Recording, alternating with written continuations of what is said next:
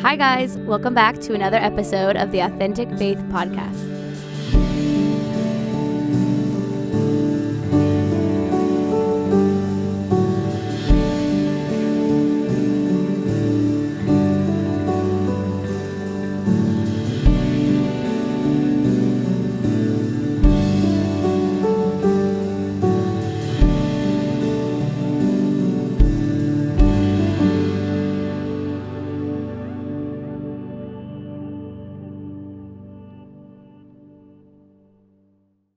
Hi, welcome to the Authentic Faith Podcast. I'm your host, Mariah McLeod, and I'm here with Pastor Brad Lawson. Round two. Let's go. Let's go. Last week we were talking about transition. Oof. Because we're in the season of transition. This week we're going to talk about leadership. What was the word exactly? What word? Something leadership. I don't know. Healthy leadership? Healthy. Okay, healthy leadership. That's very specific. But I don't know, are we going into healthy leadership? Well, we are healthy. So we're healthy people. We have to be, or else this is a toxic place. And this is not toxic. This is not a toxic place. Or I wouldn't be here. Cool. Well, this has been a good week. We just got something downstairs delivered. What was that about? I get myself caught up in the craziest situations. A family in the church goes, "Hey, I know what you need, a massive skate ramp for your youth." I look at it. I have no clue where we're going to put it. It's bigger than our entire youth room. And I just say yes. And so we just had a semi unload most massive on the avenue skate ramp for our kids. Our kids are going to come into youth group and just be blown away. This is going to be insane. So yeah, I have some dust on me, and the media team turned into a truck unloading team for a few minutes. And yeah. And then Matt had to be a groomer. Yeah. He was yeah, Matt took care of me. Matt Reeby, our sound engineer of the podcast. Our producer, actually. Is he the producer? Yeah. Okay. All right. Yeah, I think so. Well, it's kind of a team effort, I guess. It is. But he does all the sound. Okay. Yes. He's just like super stoked about. Okay, so leadership. Speaking of Matt and Landon have been around a while. I mean, I was just talking about them as like leaders. How did you pull them in? That's a big question. That's a massive question. Yeah. And they were both. We talked a little bit about it on the Origin chat. We did, but to start, I mean, Landon, as we went off on this journey to start Two Trees Church, he was one of the founding people who just decided to come in and trust God for whatever this would be. And so there's just a handful of people that said, we're in. Matt was with me. I've known Matt since he was in junior in high school. And Matt has been such a gifted, not only gifted, like just loyal, I don't even know. He's just so good. Matt is like, he's been I couldn't imagine my life without Matt. Aww. I really couldn't. Look at him. He's crying a little bit. I could not imagine my life without Matt. Wow. And same with Landon now. And it's, for whatever reason, God brings people into your life. That's good. They both came into my life completely two different ways. Matt Reeby came into my life because his girlfriend brought him to church when he was in high school. There you go. Yeah, and Landon came into my life because God knew that there's no way I could have pulled this off without a really gifted and just healthy worship leader that really loved the presence of Jesus and wanted to see it happen. It didn't.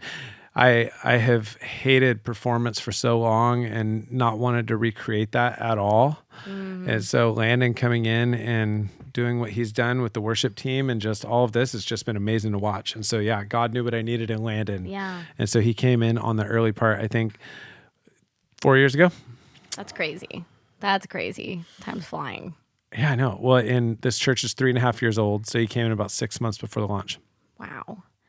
I mean, we got a church full of dreamers. Like, leaders are dreamers. Like, I feel like I'm surrounded and encouraged by dreamers, and they're doers too. Everyone is dreaming, but then there's doing that's happening, and it's crazy because I'm not drawn to dream. Really? Automatically. I'm not. Very present. Anyone who follows you on Instagram knows that you're a dreamer. You're dancing in hallways. I'm a swirly like person. How can you be a swirly person without dreaming? I just don't really. What are you thinking about when your I eyes are closed and you're romanticize dancing in a things. meadow? What are you thinking Oh, about? I'm like, oh, it's so sparkly. That grass looks, oh my gosh, it's so romantic. It's just like, just the word romantic comes to mind, but I don't dream about anything about it. I'm just like, I think maybe you might laying be a in it. dream. I think you might be dreaming of something. I just want to lay in it. There you go. Okay. This is getting a little too off topic, but okay. Yes. This is a leadership topic. Okay. This is healthy. We're healthy. Yes. Healthy We lay in leaders. grass. Healthy leaders dream. Whoa. There you go. What does it See? say? I believe Psalm 126 This says, is biblical. when he brought back the captive ones of Zion, they were like those who dreamed again. Hey. There we go. Okay, speaking of, so when I went to Mexico and I came back from Mexico as a leader. And I was not dreaming at all. And I was exhausted and burned out. And I went to Reading and I got healed. And then I came to this church finally. I have to say that's when I started dreaming. Really? A little bit. Like I'm not a dreamer like y'all. But I do. What do you mean Well, like y'all? Well, I just. Okay, that's not a bad thing. I just mean I'm not as dreamer oriented as you guys. Don't do that thing where you disconnect yourself from the body because you're afraid to be vulnerable in an Whoa, area. Brad. Okay. All right. Yeah. See, There this you is go. what we're doing. This is good. This is I'm the host today. And I'm saying, Mariah, talk to us about This is leadership. good. Well, anyway, yeah, and I'm asking you. You're going with this is good.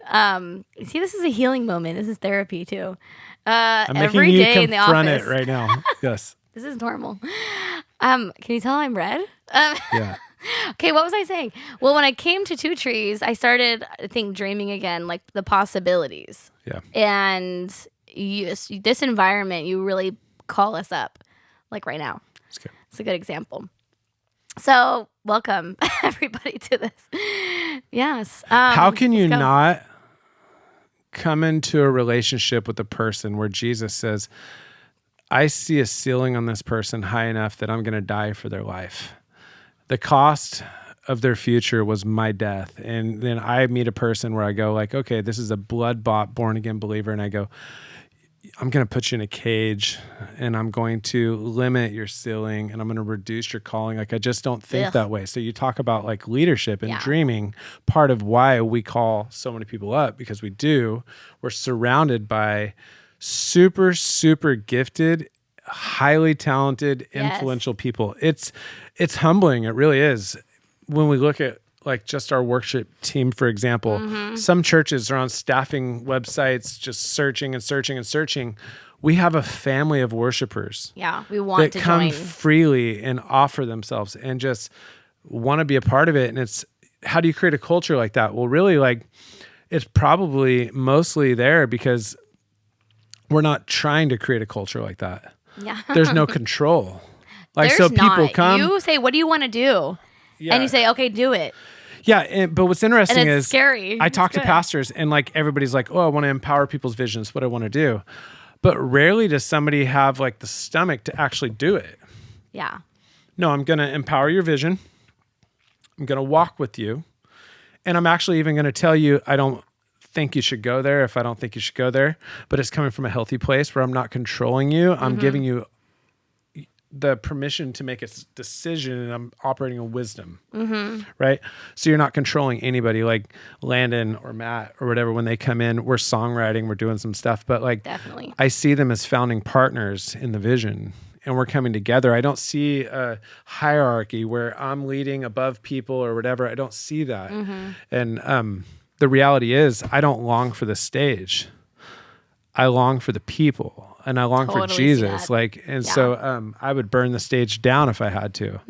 Like, it just doesn't really interest me. What interests me is helping. Actually, what interests me is doing something that matters on earth Yeah. with eternal significance. That's good. Wow. So when people walk in and they say, I've got a dream for a nonprofit. First of all, you have to qualify like the source. And you go, okay, is this person A, legitimately called to do this? B, should I be involved at all? Can we be That's good. friends who know each other in the city or in the community or globally? Are we supposed to be deeper than that? And are we supposed to be a part of one another's story? Are we supposed to actually link in and become partners? Yeah, like support. Yeah. And support? I ask all How those do you questions. know? Do you like just ask Holy Spirit in that moment? Like, does this feel? Do I have peace in this? Is that moment? I think there's a lot of like that spiritual side. I think when you've Do you go done to it prayer? long enough, yeah. Well, I'm constantly praying. Yeah. Number one, so like I'm a person of prayer. So daily, I'm in the presence of God, and daily I'm discerning, and daily I'm taking meetings to Him, and I'm discerning what He wants to do in relationships. But really, I think you come to a place in leadership where you can just sense it. You go, that's not us. That's us. yeah, that's us. Yeah. That's not These us. are our people. This is our tribe. That's not our tribe. I look for chemistry first. I look for chemistry. Yeah. Can we talk about if their faith journey has led them to the cross and they're not living in awe and wonder, sometimes like that doesn't mean I don't do relationship with them. That just means that I realize like maybe it's a place God's calling them into, or maybe there's something else, but I have to be around people who dream beyond like we're in church just to get to heaven. That's good. You know, so when I sense that in chemistry with people and I think, oh, these are kingdom people. That's good. The people who want to see heaven on earth. Yes, those people. When I sense that Yeah. they're those kind of people, I go, oh, okay, I got a friend. And then the chemistry, calling, you listen. I have a 4-part process. Yes. I remember this. This is good. I think I might have said this in This the is origin good. thing, but it needs to comes come back out. back. Yeah. Yeah. So chemistry, calling, character, and competency. So I look at those 4 things to raise up a leader. So chemistry, you know quickly. I can usually figure chemistry out in a few minutes. Calling happens by listening. You have to actually listen to somebody's story and you have to pray through it and really discern it. Character happens over time. That's the hardest. That's why sometimes you won't actually even see somebody's character until they go through something difficult. Because they could put on a front. Like, Yeah, and who people knows, can really? lie to, testimony. they can fake or lie to themselves for a year That's really good. until they get a That's call. important. Until they get a call that somebody they love is in the hospital, or until they get an opportunity to do something else that's maybe a little sexier or a little better opportunity, and they weren't legitimately called and didn't have the character to discern whether or not the calling was real, so they eject from it, not being responsible for the people or that they lead or the Right. influence they have or whatever, right? So like the character piece is tough, So, like, but what it's if probably the most important. Yes, because what if you put somebody in a position and they're like, they haven't served yet. You haven't seen them do the hard stuff Yes. behind the scenes. You haven't seen them, like, You know what if you put qualified them you up for there this? quick. Go. What's up? You know what qualified you for this? For Jesus. me, Jesus, yes, but there's 2 places that I knew that you were somebody that would get into the trenches with me. One, when we were doing underground prayer meetings in COVID, and it was me, you, and maybe 1 or 2 others that showed up to pray. And you didn't care whether it was 2 of us or 4 of us or 40 of us. You came because it was who we are. And in that, I knew, okay, Mariah's down to get into the mess. Then paying the guard shack person faithfully. Really? Yes. So funny. That's like highlighted. Those for are you. those are highlights for me. I was Those like, are when let's I go. see. What do we need done? Yeah, you said what can we? Oh, and then one more. Whenever we would go do these neighborhood outreach events, and you would flyer the parking lots with me. Oh, yeah. And you would go evangelize the people in the parks that we would go through our events at. I saw you do those things on the sidewalks and on the pavement, and for me, that was the qualifier for you because I thought, okay, she's down. Ready to do whatever. She's down. She gets it. That's cool. Honestly, I was like, And I then- want to pour in wherever Yeah. we need. Like, I saw the vision. I saw where we're going. I know where we can go, and I'm hungry to go there. And I'm impatient often, and so it takes people to say like, patience, grasshopper, and to just be in it, be present, Yep. and not run ahead and like think you know everything. Because the people who come in and think they know everything. It's like, hang on a second. We're doing something beautiful right here. You know, it's Yeah, and I think So character. even in this, and last piece is competency. You could always teach someone something. It's really hard to unteach someone something. So for me, I'd rather work with somebody I have to teach something than have to undo years of training in the wrong culture or the wrong way.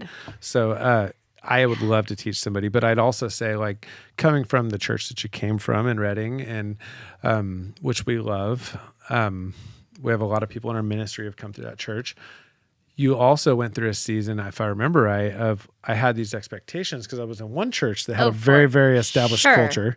Then I walk into this church where Landon and I had been building something in our worship culture that was maybe just like a beginning seed of what it's becoming today, or what a ministry like that is, like a Bethel or whatever. We were beginning to build our own thing, and you coming in, you're like, I'm ready. Yes. I'm ready. I'm like, why aren't they hungry? Why aren't people pressing in? Yeah. Why don't they want to go there? It's like, no. But see, that's where the characters They develop. do. Yeah.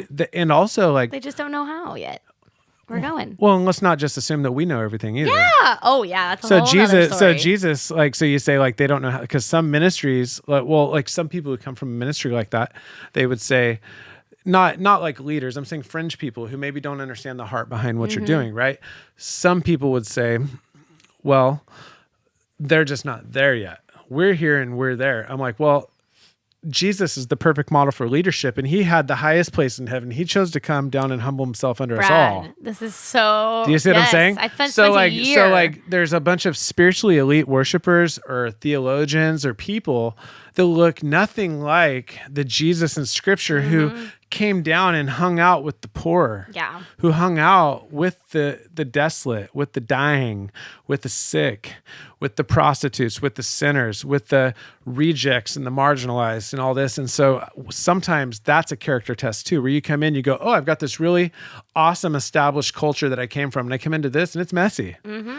How do I slow down and not get frustrated and go through that process? Went there. Yes. Did that. Yes. I feel like I needed a year, and then COVID came too, and it was like after that started. So I totally, it's almost like the Pharisees nowadays. It's like the people who have been there and have tasted that, and then they come into a culture who is not, they're like pressing into that. It's like almost like a Pharisee thing in your heart. Like, I don't know how to describe it. Like, they say, you like, should know, we know better. Or we're more mature than them, or we've like, arrived at a spiritual place. Like, none of us are better than anyone else. And like, me as a leader, I don't hold myself above anybody. That's not my place. My job is to just simply be a son of God and be a friend to sinners, and to be a leader of whatever realm of responsibility God has given me, which happens to be our church, happens to be people like you.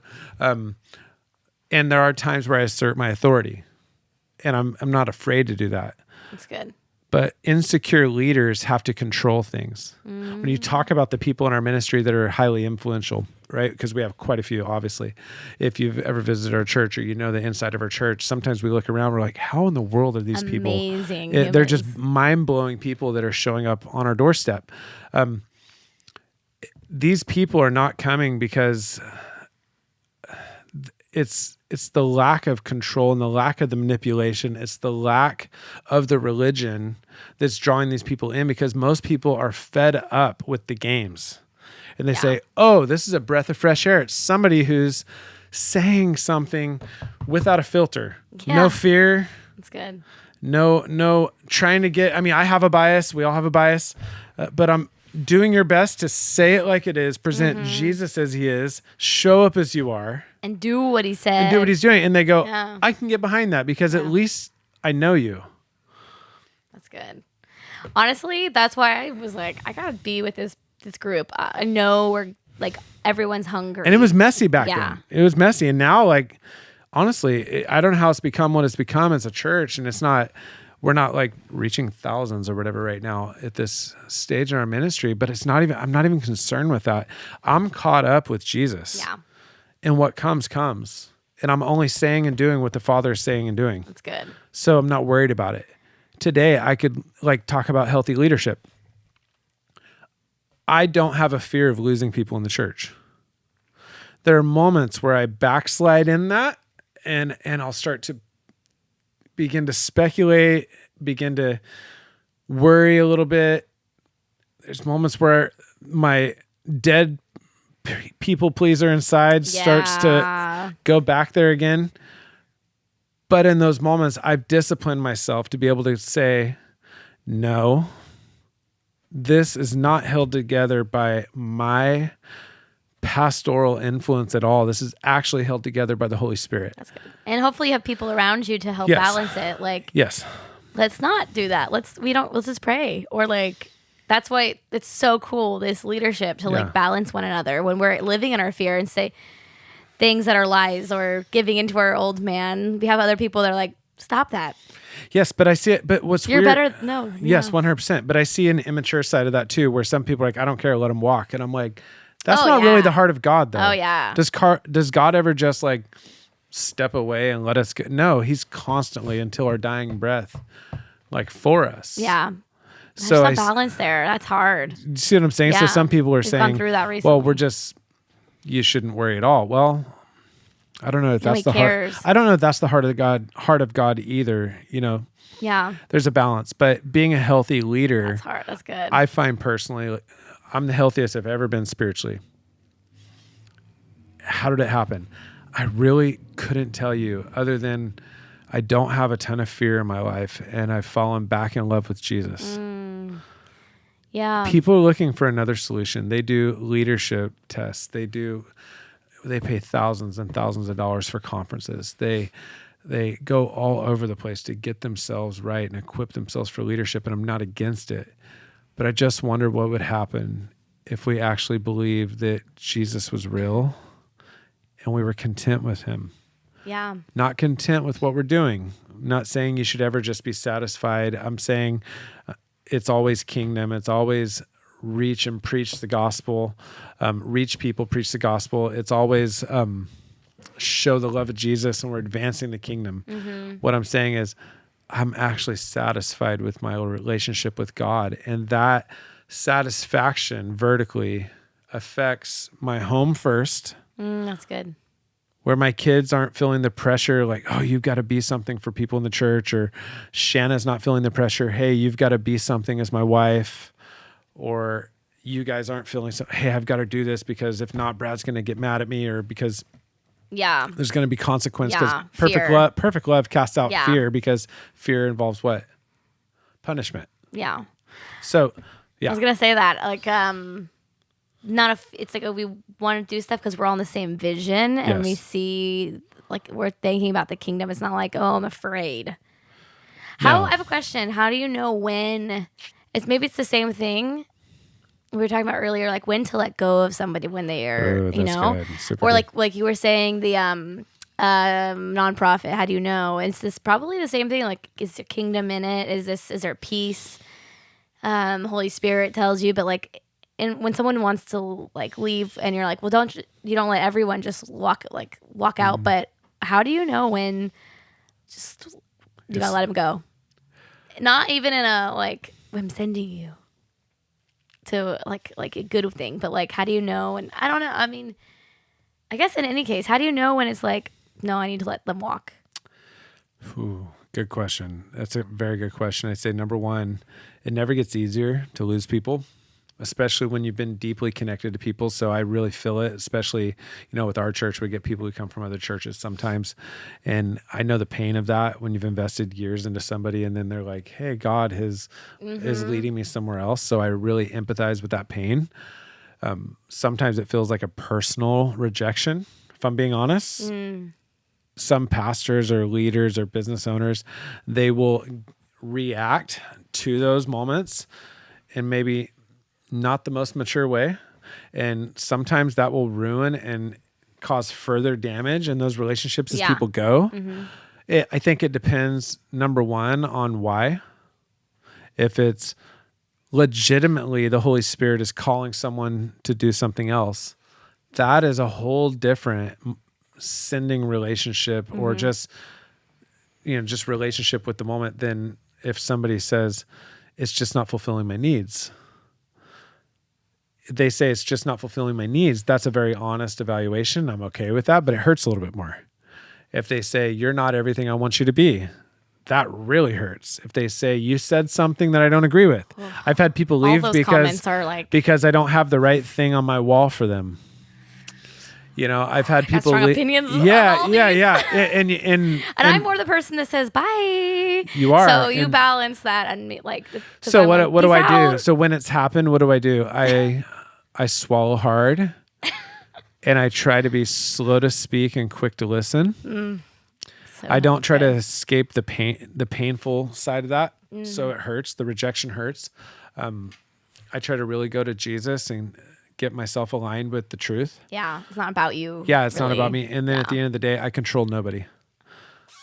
That's it. I It's control like nobody. my move, I feel like. yeah. I'm So like, you can't see me, but I'm like, I don't know what I'm doing. you know what that is? But it That's feels good. that's It's a like, field goal sign. That's a field is goal it? sign. Yes. I'm like, At the NFL, like you're a referee with a field goal. Goal.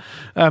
But no, I control nobody. that's good. So when I come back to the presence of Jesus, I realize he actually died for our freedom to choose, and I honor people's choice. They're free. And so at the end of the day, even if I don't agree, I have to honor their choice. And so I'm already built into my mentality and my mindset as a leader is I do not control people's choice. And it's actually wrong for me to manipulate their choice. That's humble. I've had people Humbling. manipulate my choices before, and it's not fun. So I've tried to not do that. Will I give people very strong opinions? Sometimes, sure. Will I? But they're going to know what I think, and there's going to be no hidden anything. I'm not going to try to coerce cool. them or like lead them down the path I want them to go. I'm Yeah. going to say very clearly, here's two paths. Here's what you can do. Here's what you can't do. Here's what I can do. You know, here's how I can support you. Here's how I can't. If you leave in this manner, here's how I can support you. If you don't leave in that manner, here's what I can't do. But the door's always open for That's you. cool. Yeah. Well, the door's always open for you as long as you Jesus. don't throw a grenade in it as you leave. But Jeez, honoring each other. yeah. That's crazy. That's hard. It's very, very hard. It never gets easier too. So for leaders out there, I don't know who's listening and you're a leader and you're losing people, or maybe your best employee. Like Ooh, you've apply put it to that. you've put That's good. 3 years into this person. You've developed them. You've given them promotions. You've given them raises. You've given them official offices in the vision. They're a huge part of this with you, and they come to you one day and they say, "Hey, I have another opportunity." You're going to have to swallow hard in that moment, and you're going to have to resist the temptation to get in your feelings. See, we all have feelings. You just can't be a slave to your feelings. So I have those feelings. You get the hot flashes, or you get your stomach gets punched in the stomach. You get the knot in your stomach or whatever, and you go, okay, let me process this. So what are you going to do again? And you have to really just walk through it. But in those moments, like if I was a business owner, which I am a different kind of leader in a different organization, but if I was a business owner and just thinking about somebody out there who's losing somebody important, you have to already determine within yourself, number one, if you're a believer, God provides. Yes, there's And no lack in the kingdom. either you believe that or not. Yes. Why are people scratching and clawing for church help?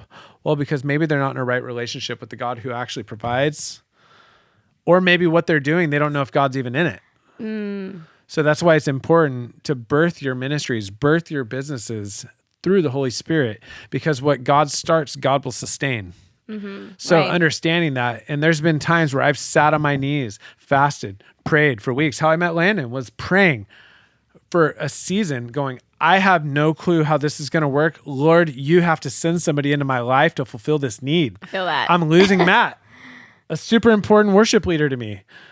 A guy is like I was younger back then, but that's what, not now. yeah. I'm saying back then when I met Landon 4 years ago, Yes. I was losing Matt. Right. That hurt. Now they're friends. In that moment, that really, really hurt. And I had to swallow hard and go, okay, what's next? And it was actually Matt who helped introduce me to Landon, That's good. which is why he didn't throw a grenade in the door.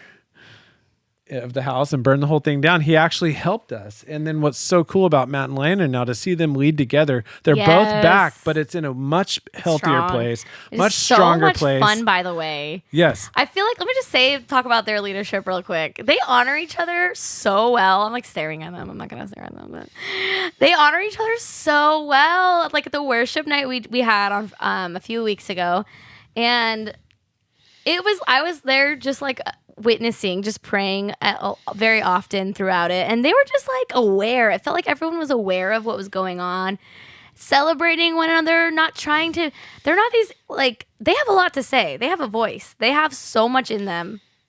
But like, just to hold back that meekness, I feel like you're powerful, but hold it back. And like, God's on this person. Or to honor Albert and his song that like Holy Spirit drops on him and be like, okay, there's something here, and to like say yes. Albert Let's go is there. one of our worship leaders. Yeah, yes, Albert. So to like be like, no, bro, but like, no, we're not doing that. That's not in the plan. But instead, like, yeah, let's go. Like, that is so rad that we have that. So in our worship culture, so for anyone who's in church work out there, or leading a team or whatever, it takes a lot of risk. Well, you're actually risking a lot. It takes a lot of trust to be able to spontaneously follow Jesus when you have a couple hundred people waiting for you to play the next song. Right. And they've learned to do this, and they've actually learned to, in the moment, to go with it. And so the band, this last worship night, I mean, it was, for those of you who maybe are watching and you haven't followed us on Instagram, number one, go follow. Number two, you're going to be able to find us.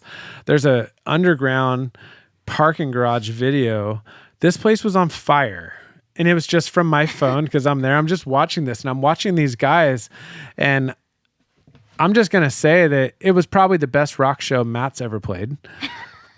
You know, maybe not. Maybe he had a better one back in the day, but I'll just say it's comparable with one of the best rock shows he's ever played.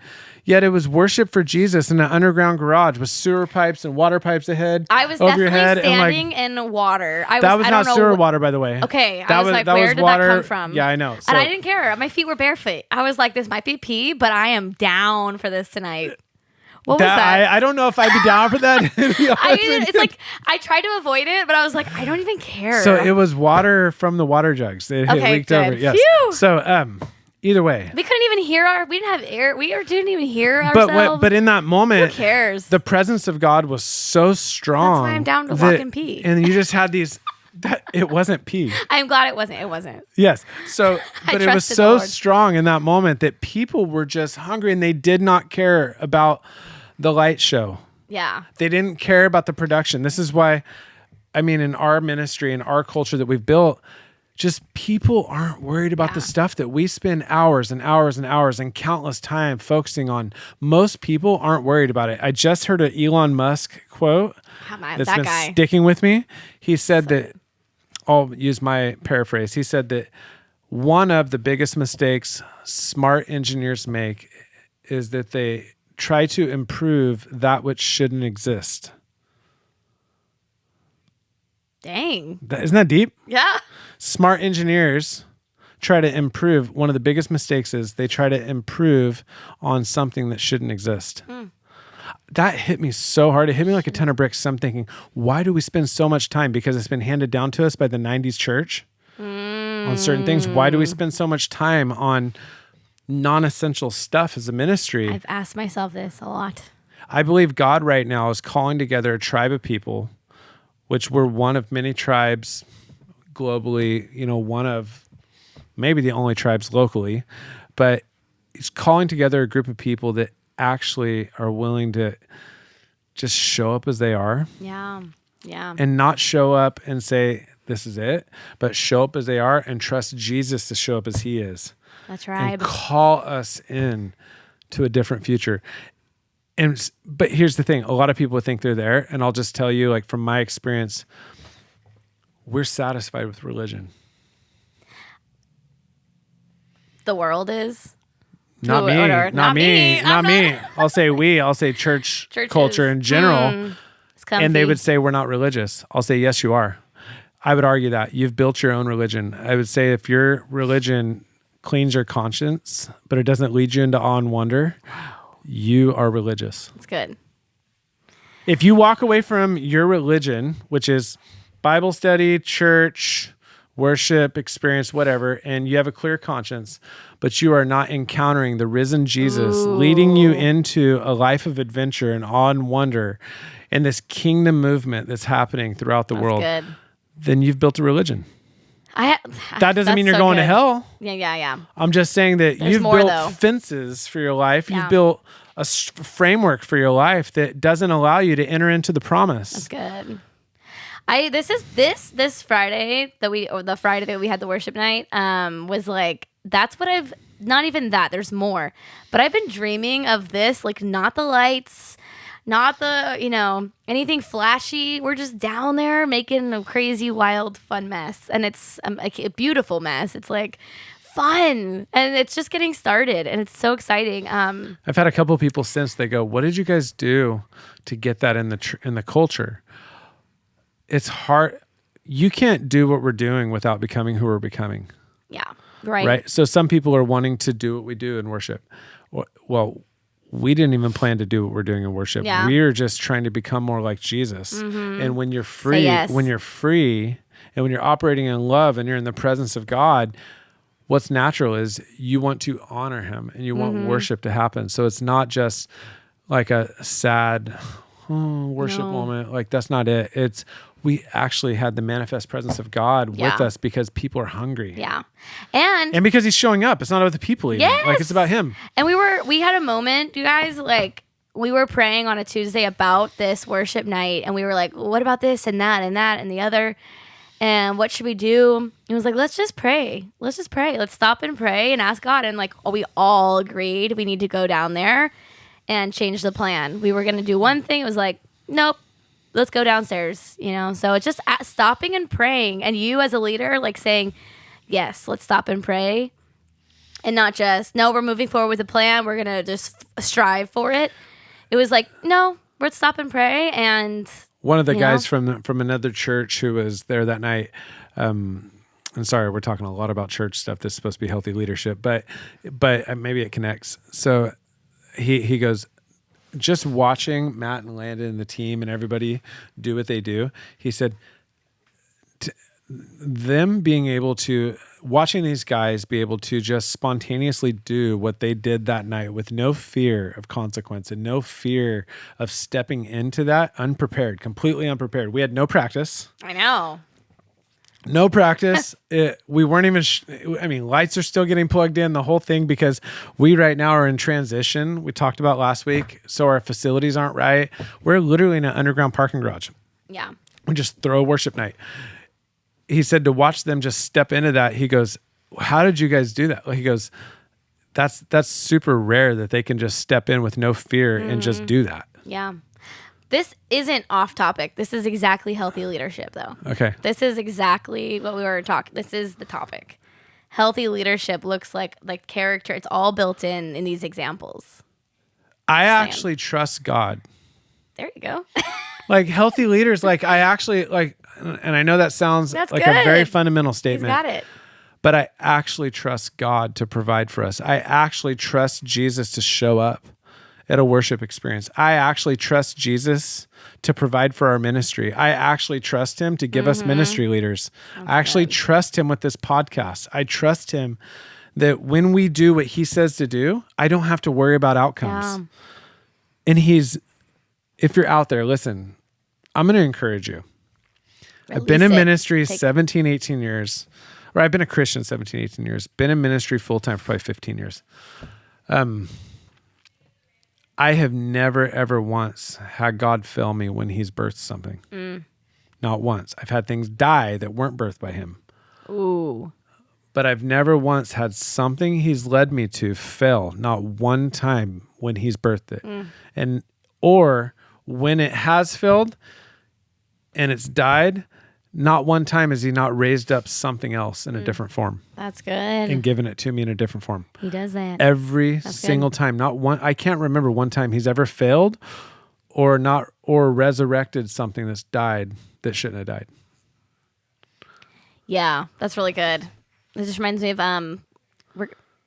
the Isaac, Abraham and Isaac, and surrendering at an altar, and he's like, nope, you let go of this, but you don't, like, I got it, and I'm gonna bring, like, you don't actually have to sacrifice it. But he didn't know that. Abraham didn't know that. He just trusted God. I trust you. I'm gonna do what you say. And he didn't raise him, but we know Jesus was raised. Like, he always raises it. How do you become content with losing? You trust him. You have to trust him. We're all going to fail. We're all going to lose something. We're all going to lose someone. We're all going to have an idea that doesn't work that we were really passionate about. Yes. How do you become someone who's okay with losing over and over and over again? Failing. When you figure that out, Yeah. you'll figure out the secret to successful leadership, because you're okay losing, because it's not about whether or not I win or lose. Yeah. I've decided a course of life that I'm going to pursue. That's good. Take risks. And I actually love being in the process. I love the process of doing what we do far more than I love being on stage or on a microphone. That's good. I actually love just building it. I love the dirt work. That's all it's about, though. I love the dirt work. That's all it's about. I love being with God in the dirt work. I love being with Jesus in the mornings. Yeah. I love being with Jesus. If I wasn't doing this, I have to believe that I would still be doing my electrical company by the presence of God, Yeah. and spending time with him and building a culture that's going to honor him. Like, it doesn't matter what I'm doing. That's good.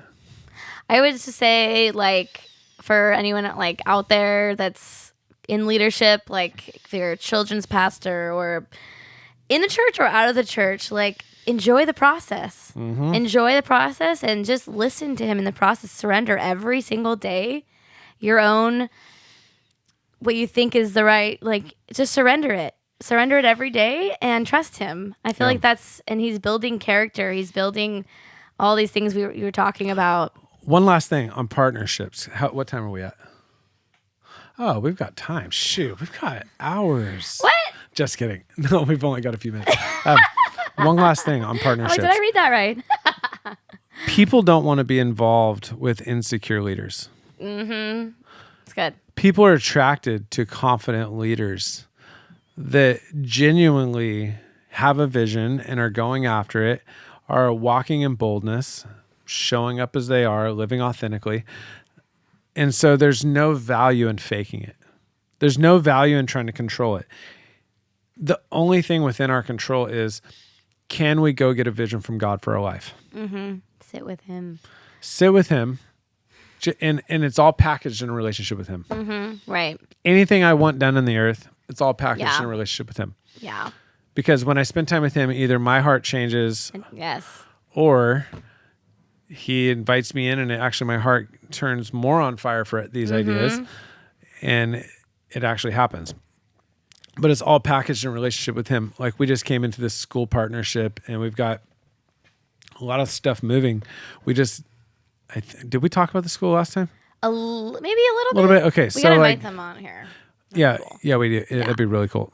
Talk about the education and all that. That'd be a little controversial. But either way, why do people trust you to get involved with you? Because they know, like, you're not faking it. I think we're going back to that, but That's good. And you don't control it. You're not insecure. And in order to be involved with you, I don't have this big web of control. So when you get close to me, like, I'm involved with the Rescue Mission locally, I'm involved with the school locally, I'm involved with lots of startup nonprofits and different groups that we brought in. And they come under us for leadership because they know I genuinely will equip them with everything I have, all the resources, all the people, anything I can do. I will equip them. I will listen to them. I will walk with them through the difficult things. I will show up at the table when we have a meeting, and I'll do what I can to support, and I don't need to control you. And they'll come back. What's interesting is when we try to control people, we think that it's going to keep them, but you lose people that way. Oh, yeah. No, it's definitely toxic. It's like a parent that's so controlling. Your kid's going to walk away, run away, you know? Jesus didn't do that. He gave us options. He trusts us. He trusts us to make decisions and be powerful. Yep. So he's our model. He's the leader. He's a good leader. Jesus? Oh. And then He's a good guy. And then encourage yourself, because you go, even Jesus lost someone.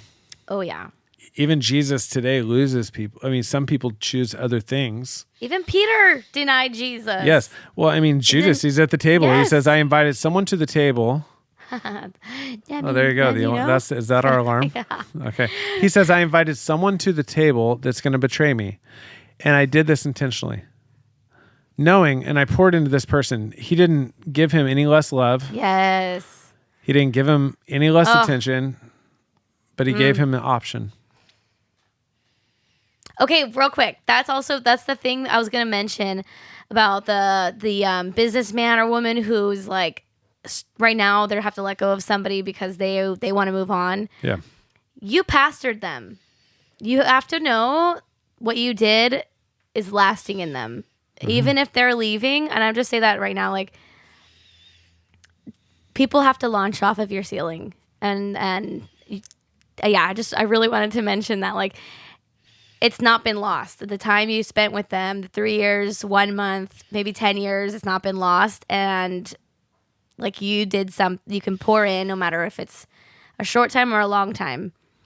And yeah, I really feel like keeping them controlled, keeping people like is actually, We've had I just see multiple people bouncing off ceilings. Yeah, we've had Bouncing. multiple people leave our church and go become pastors at other churches. They didn't leave on bad terms. They just left because maybe there wasn't the right opportunity, or maybe they felt led to do something else. But I've had multiple pastors that we've either led to Christ or met them very early in the journey and developed them, discipled them, raised them up, only for them to go become a staff member at another church or lead another ministry's worship or whatever. And that's okay. And you just have to go, okay. Yeah, God's on it. He's got them. Healthy leaders are just healthy people who have been given influence. Encounter Jesus. And you're okay. That's so good. It's refreshing. Well, there's more to talk about. There's so much. I feel like we just keep going. There's a lot. But we will have more time to chat because this is an ongoing podcast and it's super fun and it's authentic. We are the Authentic Faith Podcast. Whoop, whoop. Yes. Any last words? I guess. No, that's it. That's good. I think you can't, there's no value. Here's all I'll say. If you're leading, your personal health is directly connected to the health of your organization. There's no value in faking it if you're not healthy. Go do the work. Go spend time. Get yourself right. And then you'll be able to see everything the right way. That's good. And then you'll be able to influence and lead the right way. So get yourself healthy. That's good. Just focus on it. Step away for a few weeks. That's so good. Go get healthy. Go deal with the issues. Get the trauma worked out. Get the insecurity worked out. Get the addictions worked out. Get all the stuff worked out because the people you lead are relying on you. Brad, that's really good. That's a probably should have talked about this earlier. Yeah. Get healthy and don't make excuses for it. Be accountable. Say, it's my responsibility to take care of my own personal health. That's so good. I've got healthy food options. I've got gym memberships. I've got resources of books. You've never had more access to education, more access to help, more access to people than you've had right now. So go do something about your condition spiritually. That's so good. And you've got the Holy Spirit and you've got a relationship with God. We need a part B. Let's go, part B. But you don't have an excuse to not be a healthy leader. That's good. All the tools are there. We're supposed to be whole. Yes. Whole. Oh my gosh, I could rant we're just getting into it. Yeah, we're done. Okay, we have part 2 coming up then with this part, the leadership, healthy leadership. All right, we'll get into it later. Yeah. Another time. Yeah, I'll write these notes. These are really good. So good. All right. Tune in next time. Super excited to be here. Yes. Peace out.